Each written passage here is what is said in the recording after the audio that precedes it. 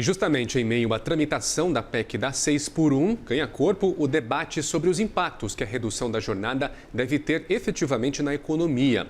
Uma das preocupações é sobre a produtividade, medida muito cara à economia e que tem tendência de queda aqui no Brasil, com mais uma redução registrada no primeiro trimestre desse ano pela FGV.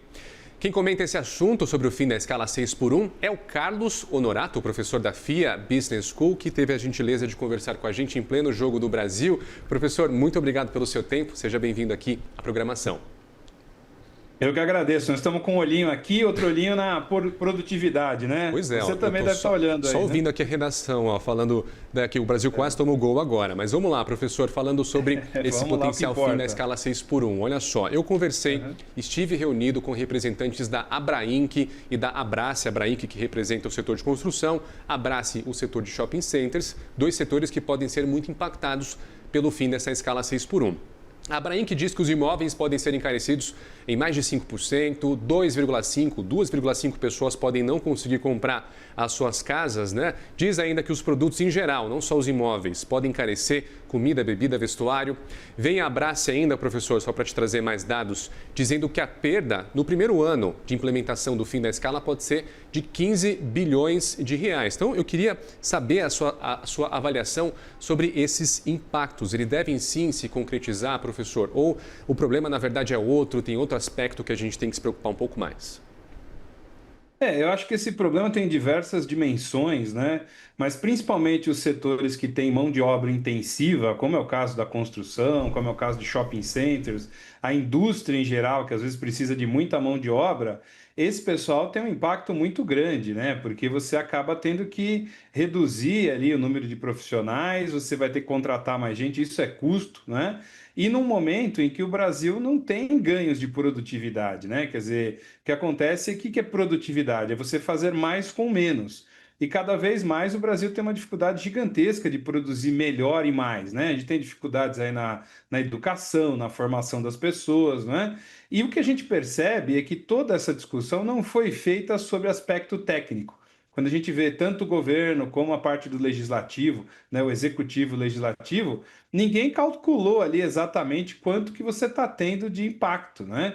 Então, isso é dramático e agora o governo, o Senado ainda demora para encaminhar isso, você percebe que não há discussão. Então, mais um fator de insegurança jurídica, de custo Brasil, que impacta a nossa competitividade global. Professor, um dos principais argumentos de quem defende o fim dessa escala 6x1 é que o trabalhador vai ter mais tempo de descanso e com isso vai aumentar a sua produtividade, né? Só que a realidade aqui da produtividade do trabalho que a gente vem observando, os especialistas dizem o contrário. Na sua visão, essa tese de 2 dias de descanso é sustentada, ou a conta não fecha para a maioria dos setores?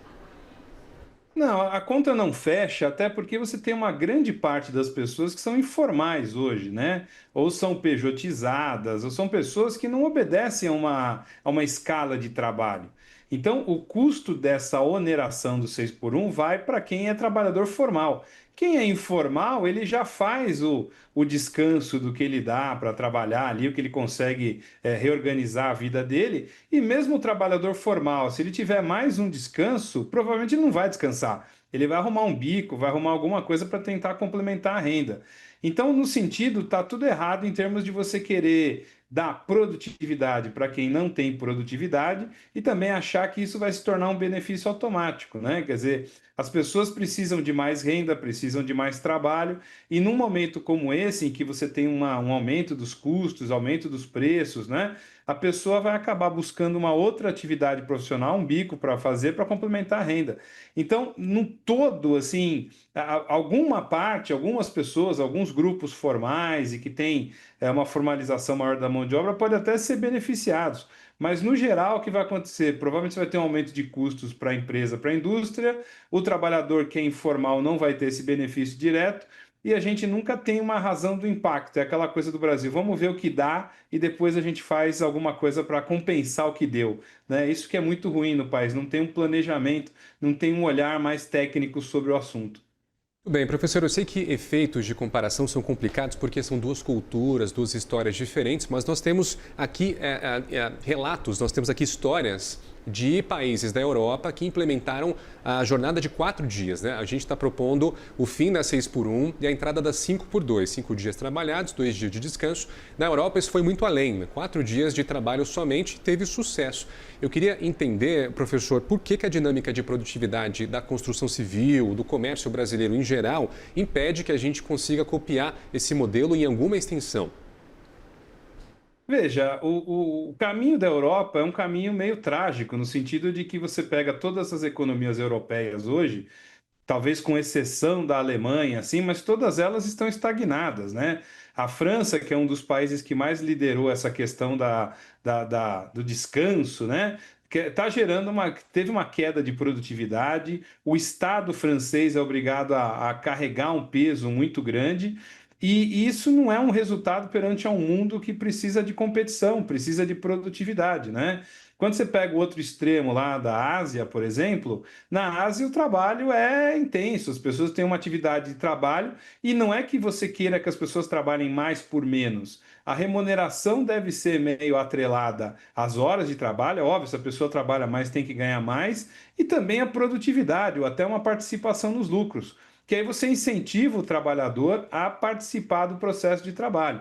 Então, quando a gente olha para a Europa, ela não é um bom exemplo. Ela criou um welfare state, que a gente chama, um estado de bem-estar, que não é sustentável no longo prazo, tem tido dificuldades de se manter competitiva globalmente e acaba gerando um peso para o Estado, que no caso do Brasil a gente já tem, né? Então, você já tem um peso do Estado, você ainda vai colocar mais peso em função disso. Então, não é uma prática interessante. A gente tem que olhar para os países que têm aumentado produtividade, aí tem que olhar um pouco para a China, para a Índia, que tem regimes diferentes, é óbvio, tem outra forma de trabalho, mas nós temos que tentar ser mais competitivos, ter mais resultados e distribuir esses resultados para o trabalhador. Aí sim, quer dizer, ter participação nos resultados, bônus efetivos e até pensar em simplificar o processo de contratação, né? O regime de contratação brasileira CLT é muito complexo, gera custos e impede o aumento da formalização.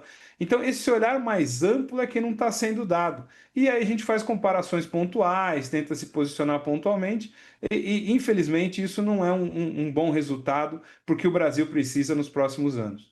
Muito bem, agora tirando o pezinho da economia e colocando só um dedinho em política, professor. Aqui não é só a iniciativa privada que teme, que reclama do fim da escala 6 por 1. A gente também tem a Federação Nacional de Prefeitos enviando um estudo para o Senado dizendo que o fim da escala 6 por 1 pode trazer um impacto de 35 bilhões de reais para os municípios que vão deixar, portanto, de investir em vários fatores, vários setores ali, saneamento, transporte, saúde, para tentar compensar esse rombo, né?